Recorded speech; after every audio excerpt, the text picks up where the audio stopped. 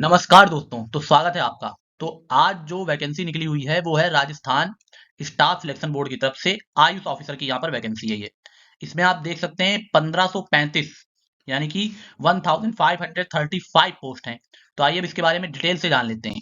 तो देखिए, यहाँ पर पोस्ट है, मैंने आपको पहले बता दिया, आयुष ऑफिसर की पोस्ट है ये। आयुर्वेदा की है, होम्योपैथी की है और यूनानी की है। 3 पोस्ट हैं इसमें, 3 तरह की।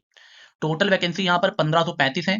सैलरी आपकी जो है वो 28,050 पर मंथ, ये आपकी फिक्स रहने वाली है।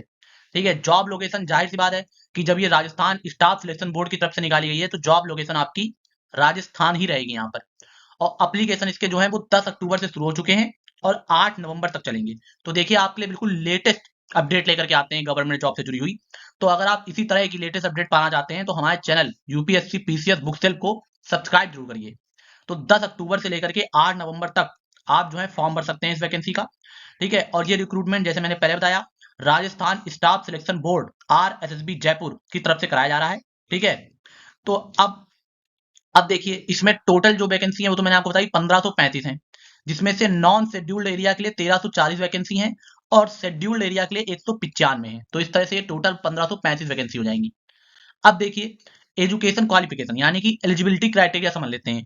तो देखिए, एलिजिबिलिटी क्राइटेरिया में 2 चीजें आती हैं, एक आता है एजुकेशन क्वालिफिकेशन, दूसरी आती है एज लिमिट। तो सबसे पहले हम एजुकेशन क्वालिफिकेशन को ही समझ लेते हैं। तो देखिए, आयुष ऑफिसर की पोस्ट के लिए candidates must possess one of the following qualification. ठीक है। तो ये लाइन देखिए बहुत इंपॉर्टेंट है, क्योंकि आपको इनमें से कोई एक क्वालिफिकेशन चाहिए। देखिए लिखा है must possess one of the following, यानी कि नीचे जो दी हुई है इनमें से आपके पास कोई एक होनी चाहिए आयुष ऑफिसर की पोस्ट के लिए। जैसे अगर आप आयुर्वेदा की पोस्ट के लिए अप्लाई करना चाह रहे हैं, आयुष ऑफिसर तो बनेंगे, पर आप उसमें आयुष ऑफिसर के अगर आयुर्वेदा की पोस्ट के लिए अप्लाई करना चाह रहे हैं तो आपकी जो है भीस भीषा आगाचार्य की आपके पास जो है, या तो आपके पास डिग्री होनी चाहिए भिषागाचार्य की। ठीक है। ये जो होता है भिषागाचार्य की आपके पास डिग्री हो, या फिर आयुर्वेदाचार्य की आपके पास डिग्री हो, या फिर आपने बैचलर यानी कि डिग्री कर रखी हो आयुर्वेदिक मेडिसिन और सर्जरी में, यानी कि बीए एमएस आपने कर रखा हो, bachelor of Ayurvedic medicine and surgery, ये आपने कर रखा हो। तो अगर इन तीनों में से आप कोई भी एक बैचलर डिग्री कर रखे हैं तो आप आयुर्वेदा की पोस्ट के लिए अप्लाई कर सकते हैं। ठीक है।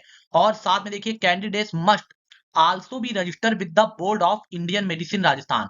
और आपको साथ में जो बोर्ड है इंडियन मेडिसिन का राजस्थान में, उसमें आपको रजिस्टर्ड भी होना चाहिए। तो जब ये दोनों चीजें होंगी तभी आप अप्लाई कर सकते हैं। एक तो आपके पास डिग्री हो, या फिर भिषागाचार्य की हो, या आयुर्वेदाचार्य की हो, या बैचलर ऑफ आयुर्वेदिक मेडिसिन और सर्जरी की हो। ठीक है। नहीं तो फिर, और फिर उसके बाद आपको board of Indian medicine Rajasthan के साथ रजिस्टर्ड भी होना चाहिए, तब आप आयुर्वेदा के लिए अप्लाई कर सकते हैं। और अगर मान लीजिए आप होम्योपैथी के लिए अप्लाई करना चाह रहे हैं तो आपके पास बैचलर डिग्री होनी चाहिए होम्योपैथी में, यानी कि बीएचएमएस होना चाहिए, और आपको रजिस्टर्ड होना चाहिए होम्योपैथिक बोर्ड राजस्थान का जो है उसके साथ। तो आप होम्योपैथी के लिए अप्लाई कर सकते हैं। और अगर आप यूनानी के लिए अप्लाई करना चाहते हैं तो आपके पास बैचलर डिग्री होनी चाहिए यूनानी में, यानी कि बीयूएमएस आपने किया हो, और साथ में आपको रजिस्टर्ड होना चाहिए board of Indian medicine Rajasthan के साथ। ठीक है। तो ये आपकी हो गई एजुकेशन क्वालिफिकेशन। और देखिए, इसमें एक चीज इंपॉर्टेंट नोट डाल के अलग से बता दी गई है कि all education qualification and the required board registration must be completed by the application deadline of 8 नवंबर 2025। यानी कि जो एप्लीकेशन भरने की लास्ट डेट है, फॉर्म भरने की लास्ट डेट है, जो कि है 8 नवंबर 2025, तो उससे पहले ही आपके पास ये सारी एजुकेशन क्वालिफिकेशन और जो रजिस्ट्रेशन होना चाहिए आपका बोर्ड के साथ, वो दोनों चीजें आपके पास 8 नवंबर तक होनी चाहिए। उसके बाद अगर होंगी तो वो मान्य नहीं होगा। ठीक है। अब देखिए, अब बात कर लेते हैं यहाँ पर एज लिमिट की। तो आपकी जो एज लिमिट है वो 21 से 40 साल के बीच में होनी चाहिए। अगर आपकी एज लिमिट 21 से 40 साल के बीच में है तो आप इसके लिए अप्लाई कर सकते हैं, और ये आपकी 1 जनवरी 2026 से एज लिमिट जो है वो कैलकुलेट की जाएगी। अब जो मैक्सिमम एज लिमिट है उसमें जो एज रिलैक्सेशन प्रोवाइड किया गया है उसके बारे में जान लेते हैं। तो देखिए, 5 साल का एज रिलैक्सेशन दिया गया है जनरल कैटेगरी की फीमेल कैंडिडेट्स को। ठीक है। इसी तरह से 5 साल का एज रिलैक्सेशन मेल कैंडिडेट को दिया गया है, जो कि एससी एसटी ओबीसी एमबीसी और ईडब्ल्यूएस कैटेगरी से आते हैं राजस्थान की। इसी तरह से 10 साल का जो है फीमेल कैंडिडेट्स को रिजर्वेशन दिया गया है, जो कि एससी एसटी ओबीसी एमबीसी और ईडब्ल्यूएस कैटेगरी से आते हैं राजस्थान की। ठीक है। और there is no age limit for widows and divorce women.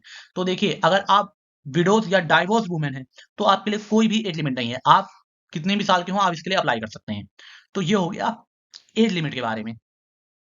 अब अब देखिए, इसकी सैलरी तो मैंने आपको जैसे बताया कि इसमें जो है आपको रिसीव फिक्स मंथली ऑनरेरियम मिलेगा, सैलरी नहीं ऑनरेरियम दिया जा रहा है आपको, जो कि ₹50 पर मंथ रहेगा, ये फिक्स है। देखिए साफ साफ लिखा है, this is a consolidated salary as specified under the Rajasthan contractual hiring, क्योंकि आपको कॉन्ट्रैक्ट पे हायर किया जा रहा है सिविल पोस्ट के लिए, जो कि सिविल पोस्ट रूल्स बनाए गए थे 2022 के, उसके हिसाब से, ठीक है। इस रोल के अंदर जो है ट्रेडिशनल पे लेवल सिस्टम जो है विद सेपरेट अलाउंसेस, जैसे कि डीए, एचआरए, टीए, ये सारी चीजें आपको नहीं मिलेंगी। आपको जो है मिक्स फिक्स मंथली सैलरी जो है, जो कि ₹28,050 वही मिलेगी आपको। तो ये हो गया आपका सैलरी के बारे में। अब यहाँ पर सिलेक्शन प्रोसेस को समझ लेते हैं। तो देखिए सिलेक्शन प्रोसेस जो है उसमें आपका रिटन टेस्ट होगा, उस पे आपका जो है सिलेक्शन होगा, ठीक है। अब डिटेल पैटर्न को देखिए, समझ लीजिए। एग्जाम जो होगा वो आपका या तो ऑफलाइन किया जाएगा या ऑनलाइन होगा, लेकिन उसमें ओएमआर बेस्ड पे होगा या फिर कंप्यूटर बेस्ड होगा। अगर ऑनलाइन होगा तो कंप्यूटर बेस्ड होगा, और अगर ऑफलाइन होगा तो ओएमआर पे होगा आपका। इसमें मल्टीपल चॉइस क्वेश्चन ही पूछे जाएंगे, एमसीक्यूज, जिसमें 150 क्वेश्चन होंगे आपके, ठीक है। तो इसमें मल्टीपल चॉइस क्वेश्चन पूछे जाएंगे, जिसमें आपके टोटल 150 क्वेश्चन यहाँ पर रहने वाले हैं। तो 150 क्वेश्चन होंगे और मैक्सिमम मार्क्स होंगे 450, ठीक है। तो इसका मतलब है कि आपको एक क्वेश्चन सही करने पर 3 मार्क्स मिलेंगे।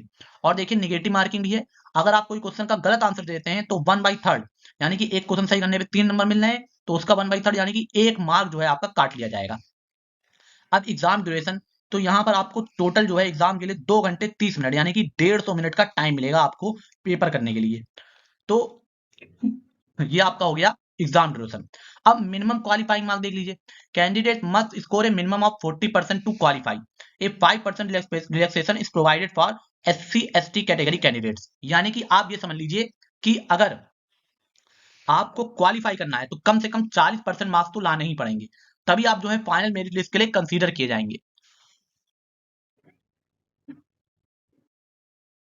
और देखिए अगर आप SC/ST कैटेगरी से आते हैं तो आपको 5% का, यानी कि आप फिर 35% मार्क्स लाके ही क्वालिफाई कर सकते हैं। अब देखिए, अब यहां पर हम बात कर लेते हैं। देखिए एक बात यहां पर इसलिए मैंने हाईलाइट कर दी है कि the exam will have 2 parts, part 1 covering general subject and part 2 focusing on the candidate professional qualification stream, जैसे कि आयुर्वेदा, होम्योपैथी और यूनानी। तो ये बात आपकी समझने वाली है कि जो आपका एग्जाम होगा 150 नंबर का, उसमें 2 पार्ट्स होंगे। पार्ट 1 में आपके जनरल सब्जेक्ट जो हैं उनसे क्वेश्चन पूछे जाएंगे, ठीक है। और जो पार्ट 2 होगा वो आपके प्रोफेशनल क्वालिफिकेशन पे निर्भर करेगा कि आप आयुर्वेदा से अप्लाई कर रहे हैं कि होम्योपैथी से या फिर यूनानी से, इनसे रिलेटेड क्वेश्चन आपके पूछे जाएंगे। तो ये आपका हो गया सिलेबस। अब